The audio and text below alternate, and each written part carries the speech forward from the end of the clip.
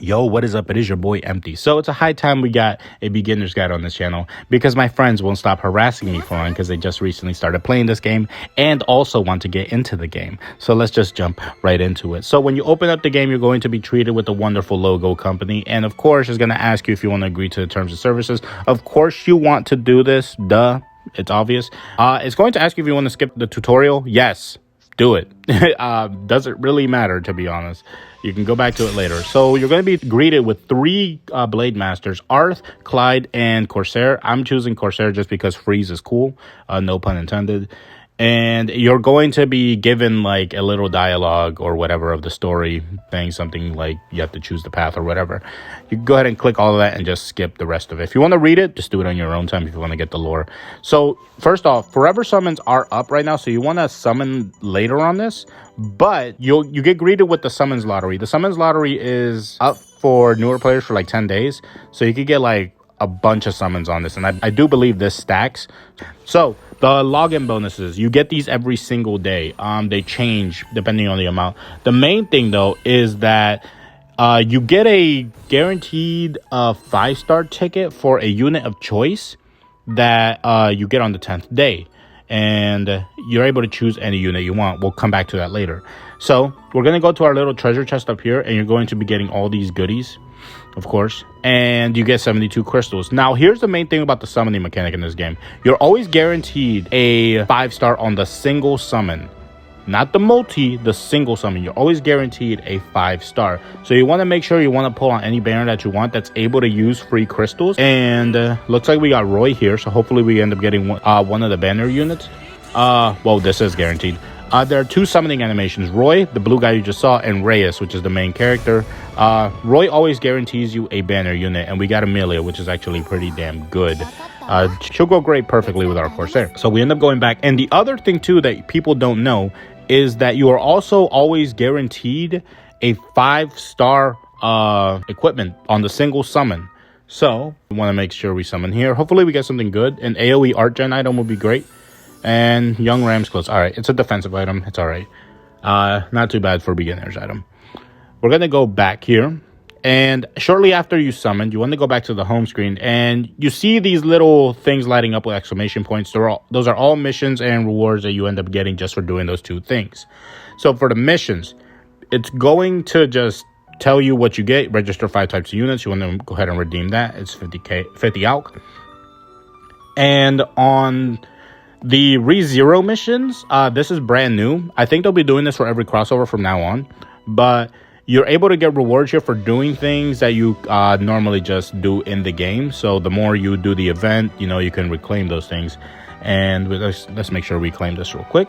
And the starter missions is for every new player. So basically, you end up getting rewards for doing extra things as well. So you end up getting a clutch 8 crystals here, and you end up getting more. You get 37 in total if you clear them all. They're very easy to do. We're going to go back to the summon window over here, and you see all these banners up here. These will usually be up here for a very long time, especially the jumpstart ones. The jumpstart ones require you to spend money. But we're going to go back to the rezero banner and do a multi. So the thing is, you see how this button is purple? It turns into a yellow button after you've done the first free summon. This is not reset until like halfway into the crossover. This is not guaranteed for every banner, but hopefully we get another good banner unit from here. And okay, not bad. You are able to get multiple 5-stars from a multi-summon, but sometimes you only get one, and that looks like it's the case with us. Of course, since you're a newer player, you're going to see every animation for every single character in the game. That's usually a super rare. The super rare characters don't matter for the most part. I wouldn't invest too much time and investment in them unless you really like the design. You could just sell them, but the 5-stars is what you really want because they're going to take you far into the game no matter what they are. And we got Gyarados. That's not bad. So, yeah, that's how it is for the summons for the most part. The summons are very straightforward.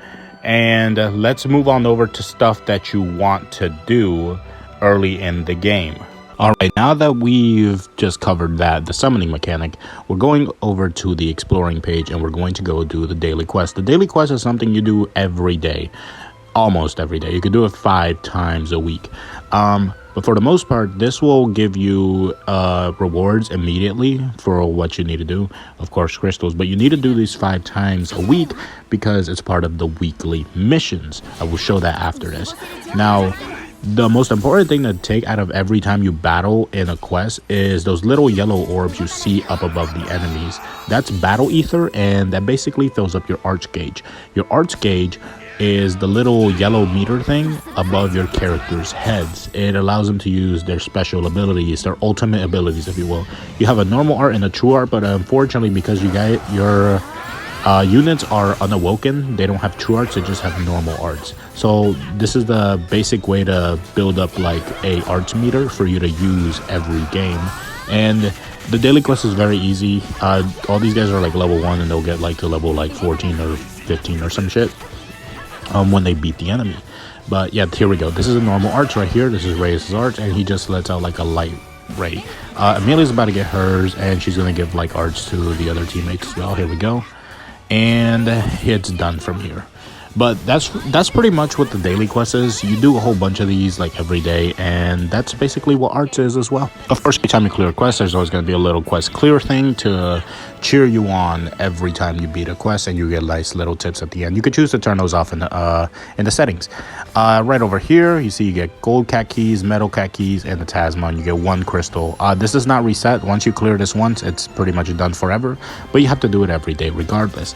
So, and you end up getting drops every time as well. These little gold cats can be sold, and those chickens can also be used to upgrade your characters. Since we're already here, one thing to take note of is the 5th anniversary daily quest, which you can also do every day. This drops a lot of goodies from the event itself. You get to do this every day. Of course, once you clear it once, the rewards won't come back. But the most important thing about this one is that the rewards themselves are actually very useful to you. It could drop limit break stones, which will be able to improve your character's equipment slots, and it also drops limit break stones for weapons as well. I'll just say LB to just shorten it. LB stones are very important for you to use in all your equipment and units, and it ends up maxing out their slots either to 554 or 555 depending on certain characters and what their slots may have. And it'll really help you out if you have some equipment that you really want to use on certain characters as well. Of course, the daily quest is very easy.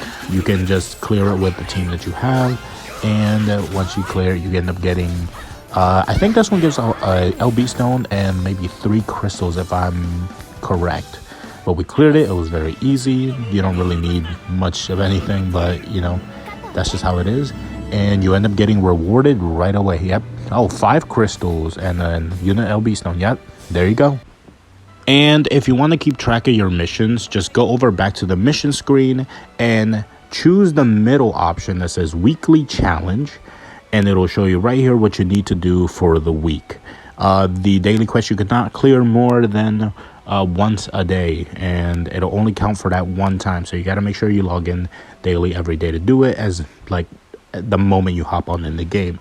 It'll give you a nice thing at the end of the week, which is an LB stone for your unit. Speaking of which, limit breaking. Limit breaking a unit will actually be able to unlock what their slots are like. So if we use it on Amelia, she has a 5-star magic, a 3-star support, and a 2-star magic. So if we limit break her, it will upgrade this support slot that she has in the middle to a 4. So if we have this here, you need 5 in total in order to limit break her.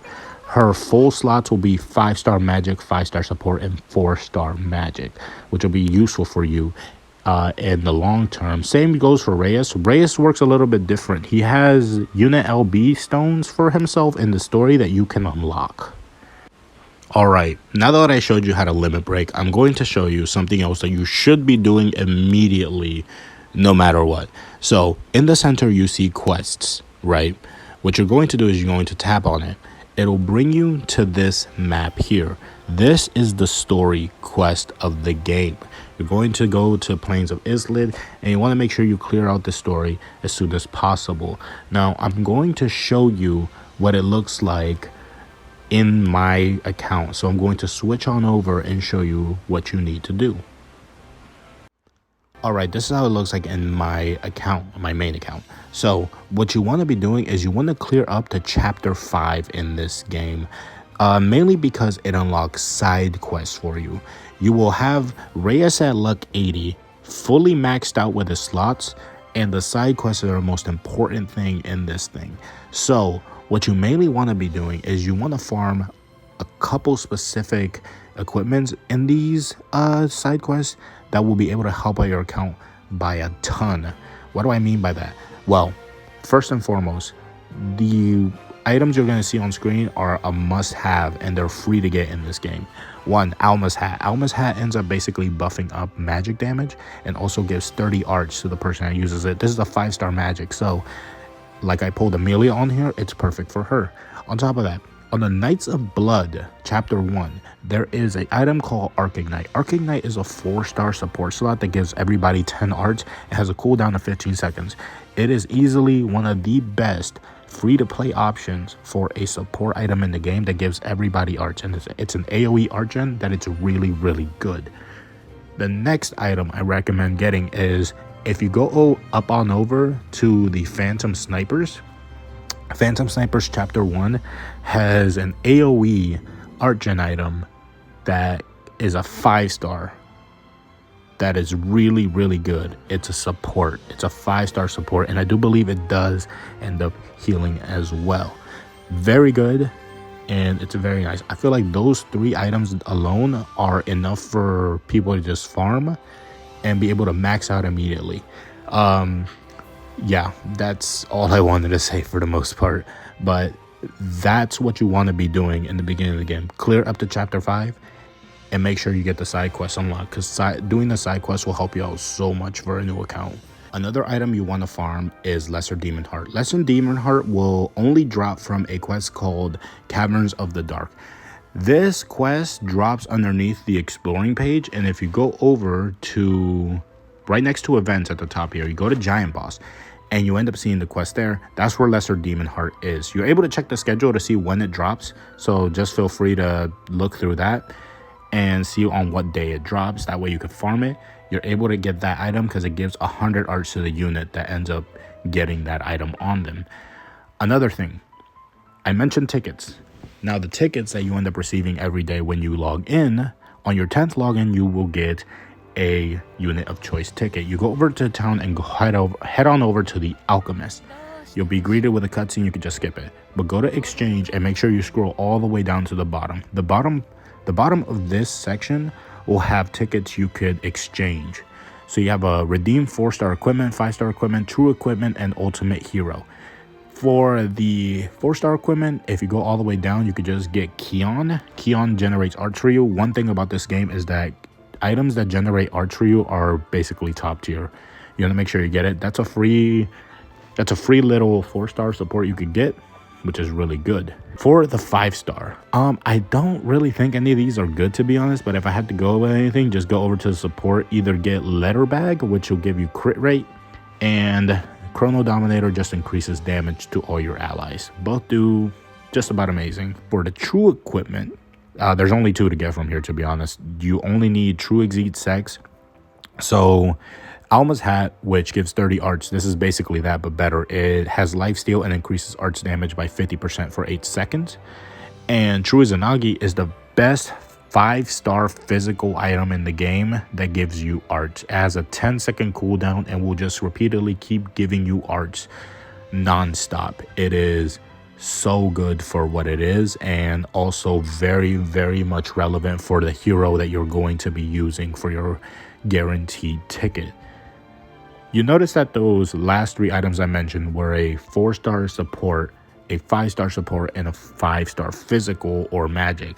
Well, that's mainly because the main unit that you want to get out of this is not any one of these at the top. It's one of the first units released in the game, and he's somewhere at the bottom here. Fen. Fen is basically your biggest art generator in the beginning of the game. He is able to give everybody on your team 60 arts plus equipment damage by 50% for 20 seconds. He is insane. As you start out, he's going to be your main go-to art battery to generate you arts throughout the entire game up until Chapter 5. Until then, he's going to be your main MVP that you want to keep in the team at all times. Reyes as well, if you get him awoken when you do the story and progress enough, but he's going to be your MVP and will always be on your team no matter what. And one last ticket I'll talk about is if you go over to the summon window and scroll down, you're going to see these banners that say 5th anniversary gratitude summon. I'm not going to go over the other banners. I'm just going to keep my attention on these two. You get that ticket on the 5th day you log in. On top of that, this thing is probably like the most overpowered thing that they ever release every time the anniversary comes around. Why? Because the only banners you want to watch out for are these two here. The units you want to get from that ticket are going to be Juno, where is she? Juno, Thetis, Vox, and Berwick.